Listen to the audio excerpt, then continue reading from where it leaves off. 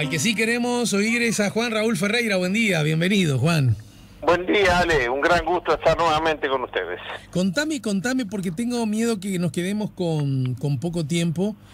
Contame este homenaje a propósito del sello conmemorativo que tiene como protagonista a tu mamá, a Susana Sierra. Sí, a mí me da una alegría muy grande, siento una ternura tremenda, pero efectivamente la Dirección de Correos decidió, junto con un sello que se va a emitir sobre la doctora Adela Reta, emitir el Día Internacional de la Mujer un sello conmemorativo de mi madre.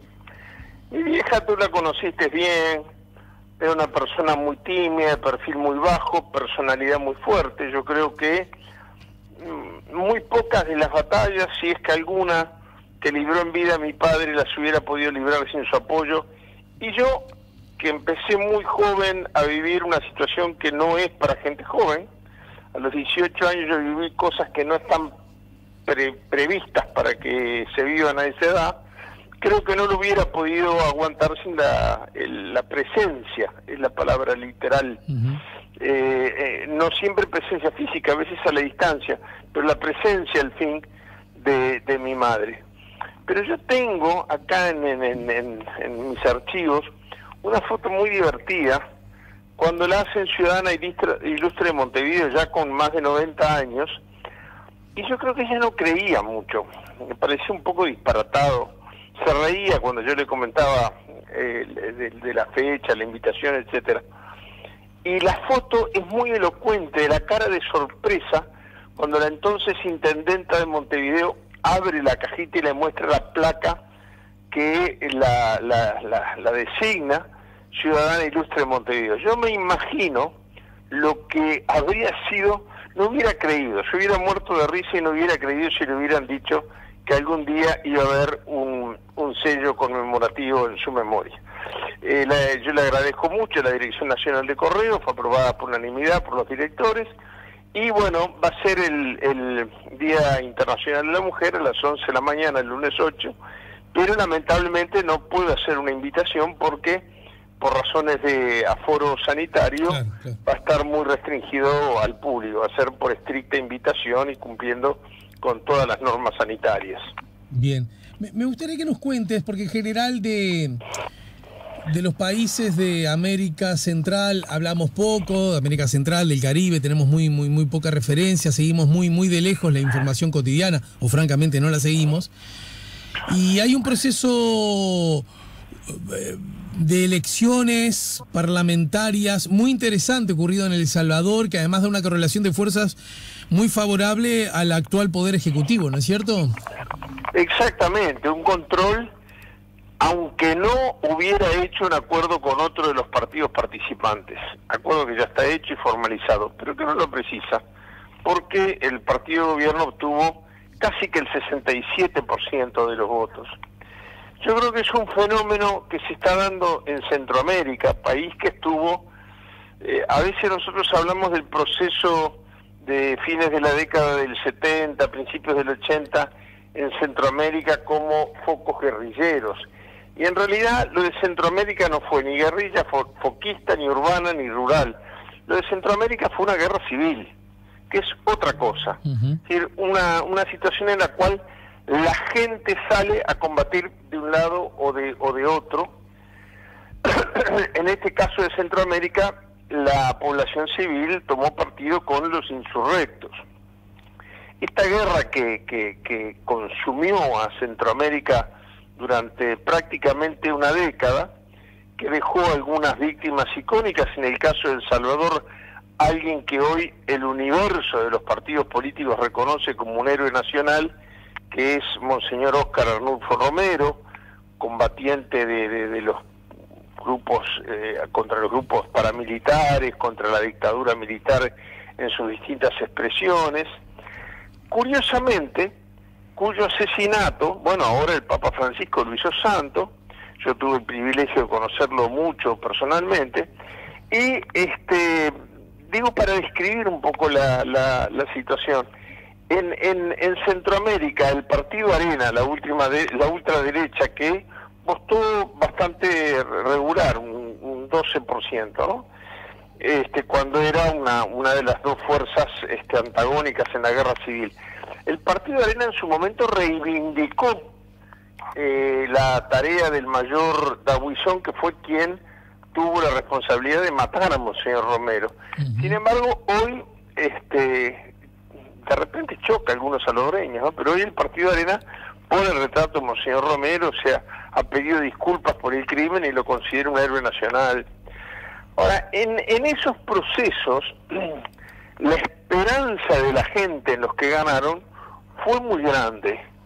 Y yo voy a emitir una opinión muy personal, ¿no? Pero fue tan grande como la desilusión de cuando estos partidos tomaron el gobierno. Claro. Salvo el caso de Nicaragua, donde el Frente Sandinista de Liberación derrota a la Guardia Nacional que ampara a Somoza, en los demás países los grupos insurrectos llegan al poder en virtud del voto popular, lo que hace que la desilusión sea más grande, porque la gente se sentía doblemente partícipe. Los apoyamos en la lucha armada, pero después los votamos y los llevamos al gobierno.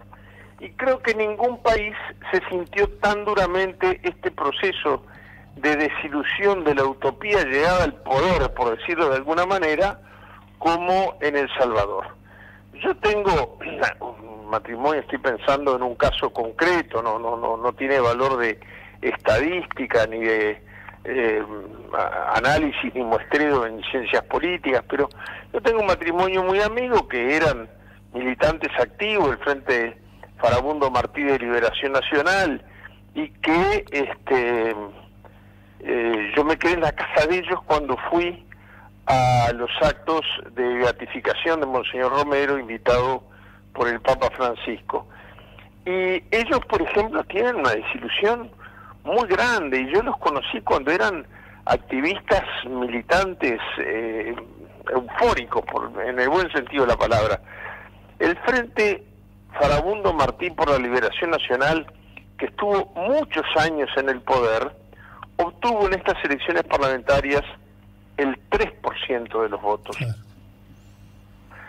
Es tremendo. Los resultados, de la manera más sencilla posible, cuando llevaban ya prácticamente el 90% de los votos escrutados, es el partido de gobierno tiene un 67%, su aliado electoral un 4%, con lo cual está prácticamente en un 75%, prácticamente con los 2/3 de los votos allí hay un régimen unicameral. Luego la caída es muy grande. De 1.300.000 votos que saca el partido Nuevas Ideas, que es el partido del presidente Nayib Bukele, el frente de 1.300.000 nos vamos a 161.000 votos del Frente Farabundo Martí.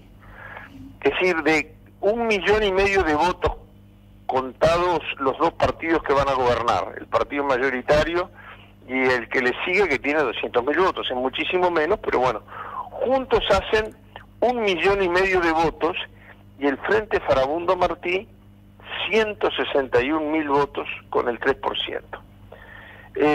Entrando además tercero con un 6%, entrando tercero en la contienda electoral, porque la coalición de gobierno obtiene casi 70%, y el Partido Arena de ultraderecha, que se va a mantener en la oposición según anunciado, tiene un 12%. Es decir, los dos contendientes de la guerra civil que consumió 10 años de la vida de El Salvador totalizan juntos un 18%. 12% la ultraderecha y 6% el Farabundo Martí. Creo que es muy elocuente sobre este siglo XXI, donde los procesos políticos, no solamente institucionales, sino políticos en toda la acepción de la palabra, posiciones de la gente, cambio de paradigmas, cambio de... Bueno, esto es una realidad que el que no lo vea se venda los ojos. Creo que la definición me salió de casualidad, pero es muy apropiada. Ha habido un cambio de paradigmas en el mundo. En Europa occidental es la que medimos más, aunque ahora no se separan políticamente Europa Oriental de Europa Occidental. En Europa, el 100% de los partidos históricos ha desaparecido del mapa político.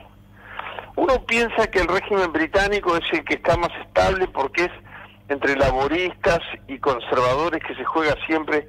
Bueno, pero no era así históricamente, era entre conservadores y liberales. El Partido Liberal ha desaparecido prácticamente del escenario político. Con la partida de Angela Merkel, el Partido Social Cristiano y el Partido Socialdemócrata dejan de ser los líderes de la contienda cuando haya elecciones parlamentarias en aquel país para renovar su gobierno. Entonces, creo que ver que en Estados Unidos el Partido Republicano, después de los reacomodos que vinieron siguiendo la asunción del presidente Biden, vuelve a reivindicar la figura de Donald Trump. Bueno, es porque han cambiado los paradigmas, porque hubiera sido impensable que en Estados Unidos el 70% de los votantes de un candidato que prácticamente convoca a la gente a alzarse en armas contra las instituciones tenga el 70% de apoyo de sus electores. Bueno, creo que en El Salvador estamos viviendo ese cambio de paradigma. Hay algunas alegaciones de irregularidades, pero yo digo, ninguna irregularidad puede modificar un resultado de esta contundencia. Sí, claro. Estamos hablando de 2/3 de los votos contra 12% de la ultraderecha y 6% del partido que representaba un poco la libertad y la democracia. No era un partido marxista, el Frente Farabundo Martí. Hay que ver que en Centroamérica todos estos procesos insurreccionales llevan el nombre, como Augusto César Sandino en el caso de Nicaragua, de figuras históricas, es decir, no se presentaron ante la población de cada uno de sus países como una opción de izquierda definida, mucho menos marxista y mucho menos guerrillera al estilo foquista Che Guevara. Era el pueblo en armas contra dictaduras que habían ejercido el poder de una manera totalmente despótica y sanguinaria. Bueno, no supieron, hay que reconocerlo, los datos están a la vista, estar a la altura de de las expectativas que la gente puso en ellos. Y creo que no hay nada, ni el desempleo, ni los índices de crecimiento económico de cada país, la pandemia también ha hecho su aporte en todo esto, pero ninguno de estos elementos con que los que nos gusta analizar la situación política, los politólogos en general analizan la situación, puede medir, cuantificar lo que es la desilusión, las expectativas puestas en quien no supo responder a ellas. Eso se castiga muy duramente y Centroamérica está viviendo este proceso con mucha dureza. Yo no conozco ni al presidente, el partido es un partido nuevo, surge a partir de la presidencia, llega al poder por los acuerdos con el Arena, viene de la derecha, pero el partido que forma para las elecciones parlamentarias y que obtiene porcentaje, solo él, de más del 65%, 66 y algo por ciento, casi 67, yo no los conozco, la gente no los conoce, los que lo votaron no los conocen. Pero es evidente que representó la alternativa fuera del sistema. Y repito, es un fenómeno que se está reiterando en toda América Latina. Nos queda por ver qué va a pasar más cerca de nosotros en el Ecuador, Alejandro. El 11 de abril. El 11 de abril. va a ser la segunda vuelta. En Ecuador el sistema constitucional establece que si un candidato llega al 40% y al más de 10% de diferencia, no hay segunda vuelta. Bueno, Andrés Arauz, el ganador en primera vuelta, tuvo más del 10%, con un 33% le sigue Guillermo Lasso con un 19%, si no hay fracción. Pero no llegó al 40, le faltaron 7 puntos para llegar a 40, quiere decir que va a haber segunda vuelta. Bueno, y ya de paso está dicho, si bien hace rato que se sabe, pero en todo caso no lo habíamos comentado acá, que la segunda vuelta será protagonizada por Arauz y Lasso, ¿no? Exactamente, es decir, va a ser, es muy curioso porque es el correísmo, digamos, los seguidores del presidente Correa y su oposición más definida. Curiosamente, ambos vienen del mismo partido, porque el presidente Lenín Moreno, que presenta como su candidato Guillermo Lasso, fue vicepresidente de Correa. Quiere decir que los dos partidos que disputan la segunda vuelta vienen del correísmo, pero uno representa claramente el oficialismo, el que entró en segundo lugar, y el otro claramente a la oposición que hace Correa, con lo cual la polarización va a ser muy grande y el resultado entonces más incierto. Un detalle importante de las elecciones en Ecuador es la muy escasa diferencia entre Lasso, que va a disputar en nombre de Lenín Correa, de Lenín Moreno, la presidencia, con el que entró tercero. Estamos hablando de una diferencia del 0.3%, 19.7 contra 19.4. Esto puede llegar a ser importante, ¿por qué?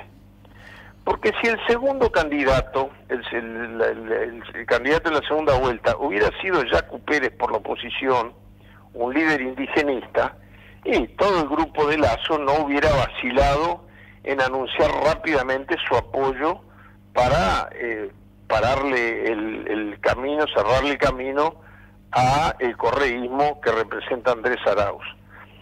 Esta muy pequeña diferencia entre Yacu Pérez y Guillermo Lasso y una relativa mayor independencia de Yacu Pérez contra Arauz que la del oficialismo, puede hacer cambiar las cosas. No digo que lo vaya a hacer, pero en este momento el partido indigenista de Yacu Pérez está acusando que hubo fraude. ¿Y a quién acusa? ¿Al que tuvo el 33%? No, al que le ganó por el 0.3%. Con lo cual está complicado, decir vos, para dentro de 2 semanas votarle a él mismo. Exactamente. Creo que es una elección muy difícil para Andrés Arauz, pero desde mi punto de vista, si disputara con el partido indigenista, ya la había perdido. Ahora podemos decir que la está peleando. Perfecto. Alguien me pregunta a través del 099-894-987 lo que ya dijiste, pero está bueno que lo repitas, acerca del sello que homenajea, recuerda y reivindica la figura de Susana Sierra, tu mamá. Va a ser el día 8, ¿no es cierto? Va a ser el día 8, Día Internacional de la Mujer. El acto va a ser en la Dirección Nacional de Correos a las 11 de la mañana, pero obviamente yo no he insistido mucho en esos detalles del acto de presentación. Supongo que convocarán a una conferencia de prensa, no sé, eso está en manos de la Dirección de Correos, pero lo que sí, está en la tapa del libro, que no es abierto al público como consecuencia de la pandemia, claro, que estamos viviendo. Bien. Pero sí, a partir del mismo día 8 ya se puede mandar una postal a algún amigo con el sello, con la foto de mi madre, una foto muy bonita eligieron. Alejandro, y como despedida me gustaría señalar que estuve presente el lunes en la votación y la asunción del nuevo presidente de la Cámara, un viejo y querido amigo, el canario, como le solemos llamar sus amigos, Luis Alfredo Frati. Yo me quedé muy contento, primero porque lo quiero mucho Frati, por algo me invitó y por algo quise ir, a pesar de las enormes medidas de restricción que hay para acceder al Palacio Legislativo por razones sanitarias. pero haber estado a lo largo de todo el proceso de la votación suele ser un proceso un poco largo y pesado, porque son 99 diputados y todos se sienten en la obligación de saludar al presidente saliente y felicitar al presidente entrante. Muchos legisladores dijeron, me llamó la atención, que no sabían desde cuánto es esa costumbre. Esa costumbre es desde el restablecimiento democrático. Antes competían, disputaban los candidatos y buscaban los acuerdos a ver quién le ganaba al otro. Ajá. Esto de los candidatos por consenso, me llamó la atención que un diputado muy vaquiano, como el caso de Ope, dijo, no sé desde cuándo viene esta... Y el diputado Daniel Peña dijo, uy, yo creí que era de toda la vida. No, esto es de muy reciente. Los más viejos nos acordamos lo duras que eran algunas batallas, bueno, como la elección de Gutiérrez Ruiz, nombrado en el discurso por Alfredo Frati, y ni que hablar su reelección. Pero sí quiero señalar que en un momento de tanta polarización en el mundo, y en Uruguay también, no nos creamos los reyes de la baraja, pero hubo algo que me tocó muy profundamente en el estilo, en el tono en que fue electo, el hecho de que cuando fuera designado se parara espontáneamente toda la Cámara a aplaudir, nadie sintió que votaba simplemente por la concesión de un acuerdo político. Yo me sentí, no quiero cantar victoria ni decir que esto se va a seguir repitiendo muy a menudo, ojalá que sí, pero se vivió un clima de unidad nacional y de formalidad institucional democrática al nivel que nos ha hecho sentir muchas veces orgullosos de este pequeño gran país. Perfecto. Muchas gracias, Juan. Que tengas una buena semana. Nos reencontramos justamente la semana próxima. Un abrazo muy grande y hasta el miércoles, Alejandro. Perdón, pero permitime agregar que soy... ¿Estás ahí? Ya se fue. No, le quería decir que me gustó esa síntesis que hizo acerca de su propia mamá. Por eso es un poco raro que yo me adhiera, porque son lugares absolutamente disímiles. Pero la idea esta de que Susana Sierra es como una presencia, ¿no? Y me parece que está bien que sea recordada, homenajeada y desde la Dirección Nacional de Correos. Ya volvemos con La Mañana en Camino.